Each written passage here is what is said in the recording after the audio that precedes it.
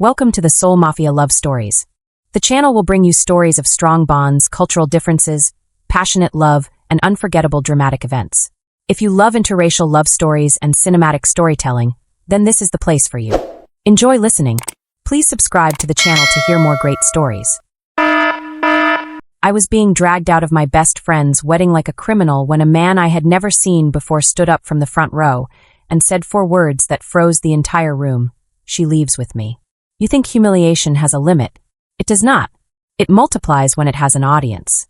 1 minute I was holding a bouquet I designed with my own hands, smiling through the stress of a $200,000 ceremony, and the next, the groom was pointing at me like I was something dirty he had just scraped off his shoe. He said I had been sleeping with him. He said I tried to sabotage the wedding because I was jealous. He said I stole money from the wedding fund. I remember the exact moment my brain stopped processing sound and started processing survival. My best friend did not even hesitate. She looked at me like I was a stranger, like I had always been capable of betrayal. Her lips trembled, but her eyes hardened. That hurt more than the accusations. Guests leaned in. Phones came out. I could hear the soft clicks of cameras like insects surrounding something dying. I tried to speak, but my voice came out thin, almost laughable. Security did not wait for proof. They grabbed my arms, firm and practiced, already convinced. I stumbled, heels slipping against polished marble, the scent of white roses suddenly suffocating. Do you know what it feels like to be erased in real time? Not quietly, publicly, brutally, as if every version of you that existed before that moment was a lie. Someone whispered my name. Someone else said they always suspected something was off about me. That was when the doors came into view, tall gold final. And then everything stopped. The grip on my arms loosened, not out of kindness but confusion. A chair moved. Slow. Deliberate. The sound cut through the room sharper than any accusation. I turned my head, breath shaking, and saw him. He did not raise his voice. He did not need to. He simply looked at the men holding me and said it again, calm, controlled, absolute. She leaves with me. The room shifted around him like gravity had changed. No one argued. Not the groom. Not the bride. Not even security. I felt it before I understood it. Power. The kind that does not ask for permission. My heart was still racing, my face still burning, but something colder slid into place beneath the panic. Because whoever this man was, he had just stepped into a fire that was never meant for him. And somehow, in a room full of people who knew me, he was the only one who did not look at me like I was guilty. So tell me, if a stranger is the only one who stands between you and destruction, do you trust him, or do you run before he decides you belong to him too? The first thing I notice is not his face. It is the silence. The kind that does not feel empty, but controlled, like every person in that ballroom is waiting for him to decide what happens next. The security guards release my arms completely now, stepping back as if they have just realized they touched something they should not have. My skin still burns where their hands were, but I barely feel it. I am staring at him, trying to understand why a stranger just rewrote the ending of my public execution. He walks toward me without rushing, each step measured, his suit perfectly cut, his presence heavier than the accusations still hanging in the air. When he reaches us, he does not even look at me first. He looks at the groom. And the groom, the man who was so loud just seconds ago, suddenly looks smaller. It is subtle. A flicker in his eyes. A hesitation in his posture. I catch it. That is when I know something is wrong. Not with me. With him. The stranger finally turns his gaze to me, and for a brief second, I feel exposed in a completely different way. Not judged. Assessed. As if he is confirming something he already knows. Then he speaks, his voice low but carrying through the entire room without effort. He says my name. My full name. Not a guess. Not a question. My chest tightens. I never told him that. I open my mouth to ask who he is, but he lifts one hand slightly, not touching me, just enough to stop the moment from breaking apart. Then he turns back to the room, and everything changes. He does not defend me. Not in the way I expected. He does not say I am innocent. He does not ask for fairness. Instead, he dismantles the groom piece by piece. Calmly. Precisely. Like he has done this before. He starts with numbers. Specific ones. Accounts that should not exist. Transfers that do not match declared income. He names a company I have never heard of and calls it a shell. He mentions a debt that makes the groom's face drain of color so fast it feels unreal. Then he pauses just long enough for the tension to stretch thin and adds something softer, almost conversational. An apartment in downtown Los Angeles. Paid in cash. Not for business. For a woman who is not the bride. The room erupts, but he does not raise his voice. He does not need to. The truth is louder than anything. The bride turns slowly, her expression cracking in real time. I see the exact moment doubt replaces certainty. The groom tries to interrupt, tries to laugh it off, but his voice is shaking now, and that sound betrays him more than any evidence. The stranger continues. He talks about the wedding fund, about money being moved, not stolen by me, but siphoned in small, careful amounts over months. He lists dates, transactions, even the bank officer who approved one of them. It is surgical. There is no room left for denial. Phones are still recording, but now they are pointed in a different direction. The narrative shifts so fast it almost makes me dizzy. I was the villain 5 minutes ago. Now I am something else. A question mark. Maybe even a victim. But the damage is already out there. I can feel it. The internet does not wait for corrections. The groom lunges forward at one point, desperate, reaching for the man in front of him. But security moves again, this time not toward me. Toward him. The reversal is so complete it feels unreal. The bride is crying now, not for the wedding, but for the collapse of whatever reality she believed in. Guests whisper louder, no longer hiding their judgment. I stand there in the middle of it, forgotten for a moment, like the storm has moved past me and found a new center. My hands are still shaking, but not from fear anymore. From something sharper. Anger. Because none of this gives me back what was just taken from me. The man beside me finally looks at me again, and there is something almost impatient in his expression, as if this entire spectacle was just a necessary step, not the point. He gestures toward the exit, not forceful but certain. I hesitate. Of course I do. Everything in me is screaming not to follow another unknown variable into an already destroyed life. But then I glance back at the room. At my best friend, who cannot even meet my eyes anymore. At the guests who will still upload whatever version of this they captured. At the groom, now shouting, now unraveling, but still capable of dragging my name through whatever comes next. And I understand something cold and clear. Staying here will not fix anything. It will only let them rewrite me again. So I move. One step, then another. He walks beside me, not touching, but close enough that no one dares step in our way. The doors that were supposed to swallow me in disgrace open again, but this time it feels different. Not like an ending, like a removal. Outside, the air hits my face, cool and real, and for the first time since this nightmare started, I can breathe. But it is not relief. Not yet, because as the doors close behind us, cutting off the noise, the stranger finally speaks directly to me, his tone quieter now, almost personal. He says the groom's family has been under investigation for months. He says my name came up because I was easy to blame. He says I was never the target, just the distraction. I stop walking. My heart drops in a completely new way. Because if that is true, then everything that just happened was not random. It was calculated. And somehow, I was placed exactly where they needed me to be. I turn to him, anger flaring again, sharper now, more focused. I ask him who he is, and why he knows so much about a life that is currently collapsing in real time. He holds my gaze for a second, and there is something in his eyes that makes my question feel smaller than it should. Not dismissed, just already answered, in a way I do not understand yet. He does not give me a name. Not immediately. Instead, he says something that settles into my chest like a warning. He says the version of my life I walked into that ballroom with is already gone. He says what happens next depends on whether I want the truth, or just the illusion of going back. And then, like that is the most normal thing in the world to say to someone who just lost everything in under 10 minutes, he opens the car door and waits. Not insisting. Not explaining. Just waiting. I look at the car. At him. At my reflection in the tinted window, mascara smudged, dress still perfect, life completely shattered. And I realize I am standing at another kind of threshold. Not between inside and outside, but between who I was and whatever comes next. So tell me, if the truth costs you everything you thought you had, do you still step forward, or do you turn around and pretend none of this ever happened? I do not remember deciding to get into the car. One moment I am standing there, heart pounding, staring at my own reflection like I am trying to recognize the person who just lost everything, and the next I am inside, the door closing with a soft, final sound that feels louder than anything that happened in that ballroom. The world outside fades into tinted silence. My phone starts vibrating almost immediately. Then again. Then again.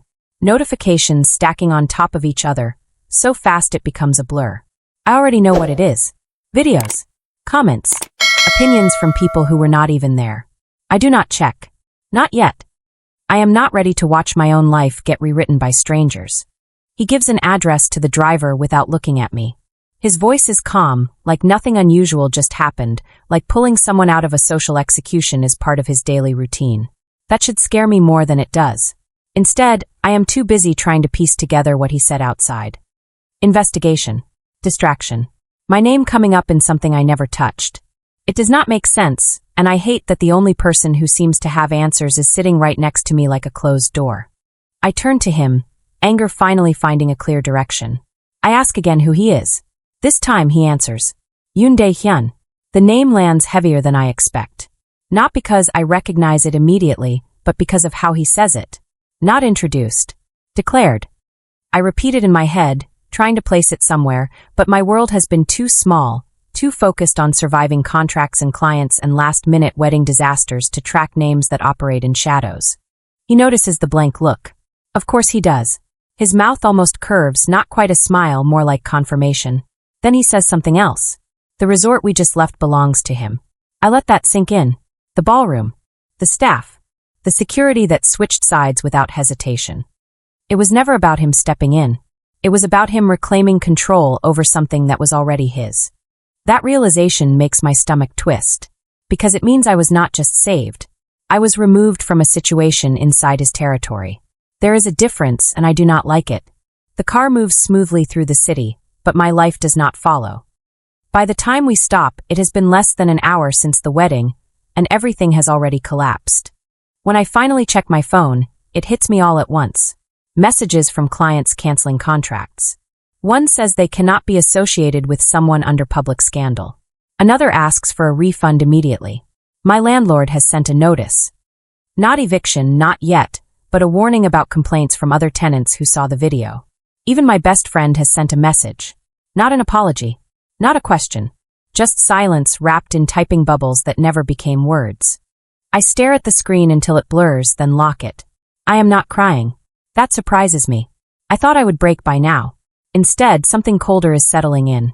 Not numbness. Focus. Because if everything is gone, then there is nothing left to protect except myself. We step out in front of a hotel that looks like it belongs in a different version of my life. Glass, light, quiet luxury that does not need to announce itself. Inside, people move with purpose, and every single one of them seems to recognize him without daring to show it. Subtle shifts. Small bows of the head. Doors opening before he even reaches them. Power again. Constant. Unquestioned. He leads me into a private space, not his office, not quite a lounge, something in between. I stay standing. I am not here to be comfortable. I tell him that whatever he thinks he is doing, I do not need saving. The words come out sharper than I expect, but I do not take them back. He listens without interrupting, which somehow makes it worse. When I finish, he finally responds, and his voice is quieter now, but it carries the same weight. He says this is not about saving me. He says my name has already been attached to financial irregularities tied to the groom's family. He says by the end of the week, if nothing changes, I will not just be a viral scandal. I will be a legal one. That lands harder than anything else today. Because reputation can be rebuilt. A record cannot. I ask him what he wants in return. There it is. The part that always comes. No one intervenes like that for free. He does not answer immediately. Instead, he walks to a table where several floral arrangements sit, perfectly designed but lifeless. He touches one lightly, then looks back at me. He says he has been replacing designers across his properties. Too predictable. Too safe. He says he watched my work for 6 months before today. That stops me. Not because of flattery, but because of what it implies. He has been aware of me long before I ever knew he existed. He offers me a job. Not a favor. A contract. Redesign the floral identity of one of his flagship hotels. Under a different name. Clean slate. No past attached. In return, his team will handle the investigation, trace exactly who set me up, and make sure my name is cleared before anything official touches it. It sounds too clean, too controlled, like a solution designed by someone who does not believe in accidents. I should say no. Every instinct I have built from years of navigating unstable clients and fragile reputations tells me this is dangerous. Not because of what he is asking, but because of what he is not saying. There are rules here I do not understand yet, lines I cannot see.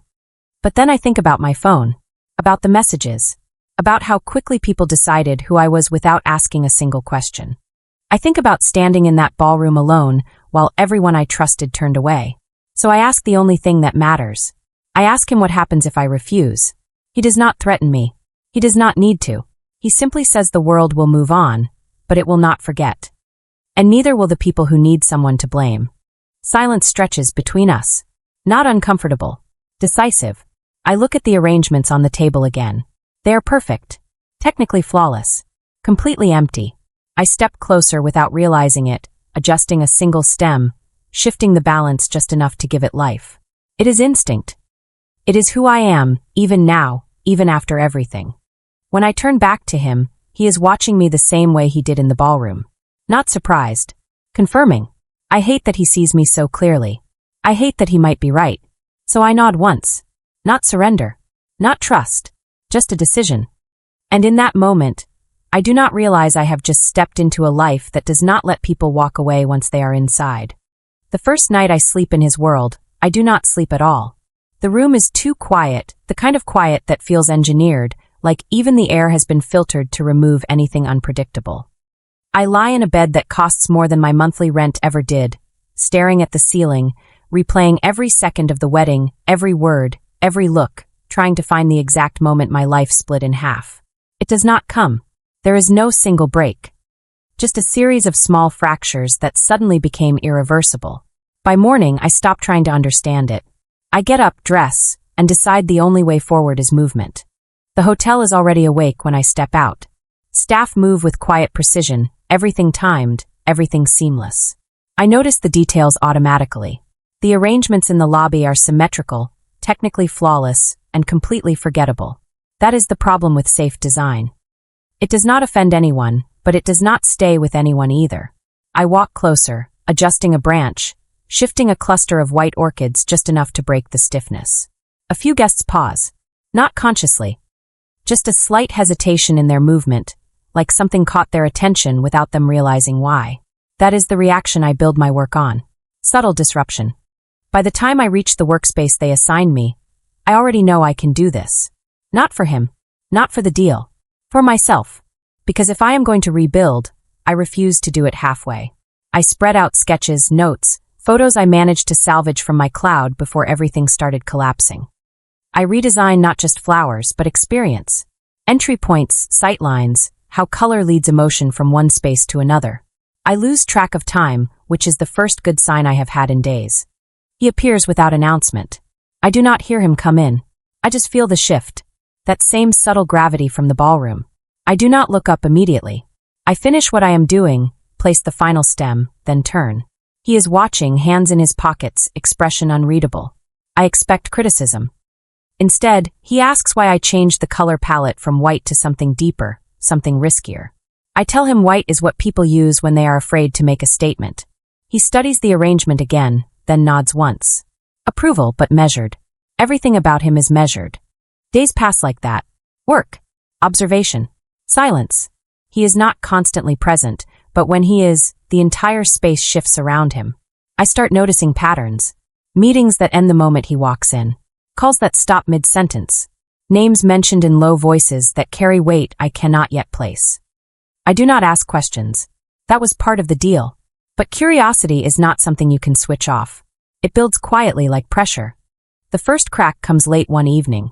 I am in one of the upper floors, adjusting a large installation when I hear raised voices down the corridor. Not loud, controlled, but sharp enough to cut through the silence. I should walk away. Instead, I stay still, listening. I recognize his voice. Calm, but colder than I have heard before. Another voice answers, tense, defensive, speaking in Korean too fast for me to follow. Then something hits a surface. Hard. The kind of sound that does not belong in a luxury hotel. I freeze. Footsteps. Fast. The door at the end of the hall opens briefly, and I catch a glimpse. Not clear. Just enough. A man on the floor. Blood. Not a lot, but enough to stain the perfect symmetry of the space. Then the door closes again, and silence returns like nothing happened. My hands are still hovering over the arrangement, but I am not seeing it anymore. I am seeing that moment on repeat. The shift in his voice. The way no one rushed in. The way it felt normal to them. When he finds me later, I am still there. I do not pretend I did not hear it. I look at him directly and ask the question I have been holding back since the car. What exactly do you do? He does not answer right away. He studies me, measuring something I cannot see.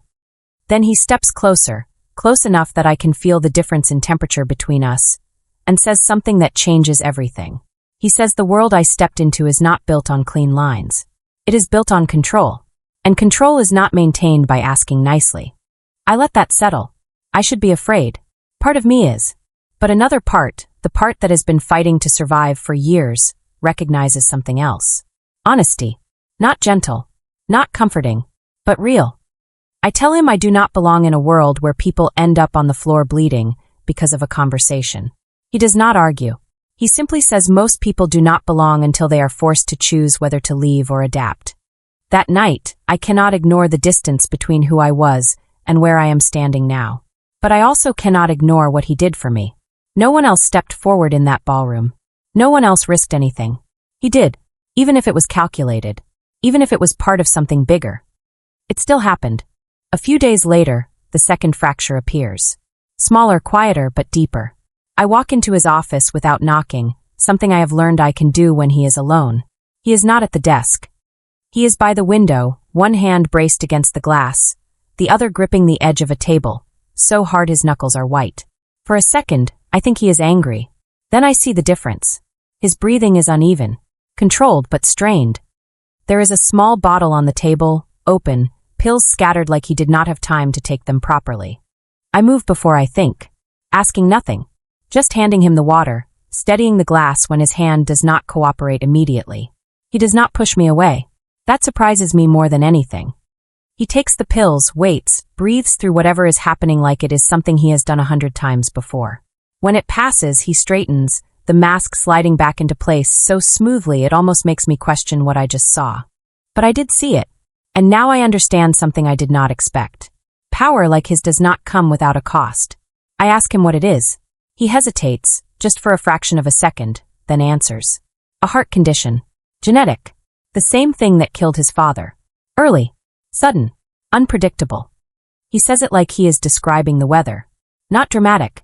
Not seeking sympathy. Just a fact. That changes the way I look at him. Not softer. Clearer. Because beneath everything else, beneath the control and the danger and the world that bends around him, there is a clock. Ticking whether he acknowledges it or not. I tell him he should slow down. The words sound almost ridiculous the moment they leave my mouth. He almost smiles this time. Not amused. Something else. He says he does not have time to slow down. And then, after a pause that feels heavier than anything else he has said, he adds that he does not have time for anything that is not real. The room goes quiet. Not empty. Charged. Because now the distance between us feels different. Not just power and survival. Something else has entered the space. Something neither of us is naming yet. And that is when I realize the most dangerous part of this is not the world he lives in. It is the fact that I am starting to understand him. I know something is wrong before I even open my eyes. The room smells different. Not the clean, controlled air I have gotten used to, but something sharp, metallic, wrong. When I sit up, the world tilts for half a second, and then I hear it. Not inside the room. Outside. Movement. Hust. Heavy. Not the quiet efficiency of hotel staff. This is something else. Instinct hits before logic. I reach for my phone, but it is already buzzing. Unknown number. I answer without thinking. A voice I do not recognize speaks in clipped English, calm in a way that feels rehearsed. They tell me not to scream. They tell me if I want to see him alive again, I need to listen carefully. Everything inside me goes cold. I do not remember leaving the room. I only remember the corridor stretching too long, the elevator taking too slow, the lobby feeling like a different world that has no idea what is happening beneath its perfect surface. By the time I reach the exit, someone is already there waiting. Not one of his people. That much is obvious. The car door opens, and I see the man on the phone sitting inside, watching me like I am already part of something I cannot escape. He says they had to take me because they could not reach him directly. He says I am leverage. Leverage. The word settles like a weight in my chest. The drive is a blur of turns and silence. I do not beg. I do not ask questions. I am thinking. That is the only thing I have left control over. If they needed me, it means he matters more than I understood. Not just powerful. Essential. And if that is true, then this is not random. This is a message. When they pull me out of the car, the air is colder, rougher. Not polished like the hotel. Industrial. Empty. I am pushed forward, not violently, but with enough force to remind me I am not in control. Inside, the space is wide and dim, shadows stretching across concrete floors. Men stand in places that feel intentional, like pieces on a board. One of them steps forward, speaking in Korean first, then switching to English when he sees my confusion. He says I should not take this personally. That almost makes me laugh. Time stretches in strange ways when you are waiting for something you cannot stop. I count breaths. I track footsteps. I listen for patterns. And then the air shifts. Subtle. Familiar. The same way it did in that ballroom. The same way it does every time he enters a space. He does not rush in. He walks. And everything changes. No shouting. No negociation. Just presence. The man who is speaking to me stiffens just slightly, but I see it. I always see it now. They exchange words I cannot fully understand, but the tone is enough. This is not a conversation between equals. This is a boundary being tested. Then it breaks. It happens fast. Faster than I expect. 1 second they are talking, the next, movement explodes across the room. Controlled, precise, but violent in a way that strips away every illusion I had about his world. He does not hesitate. He does not hold back. The man in front of me is down before I can process how it happened. The others following in a sequence that feels inevitable rather than chaotic. This is not anger. This is efficiency. And then he is in front of me, close enough that I can see the shift in his breathing, the tightness he is trying to control, the edge of something physical beneath the calm.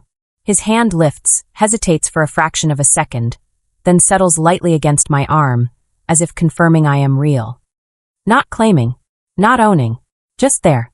You are safe, he says, and for the first time since this started, I believe it. But safety has a cost. I can feel it in the air, in the silence after the storm, in the way everyone else looks at him now. Not just with respect, with fear.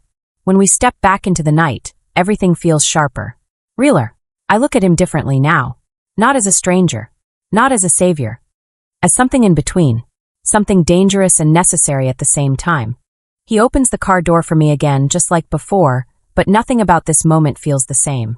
I pause, meeting his eyes, the question sitting between us without needing words. This world will never be safe. Not for him.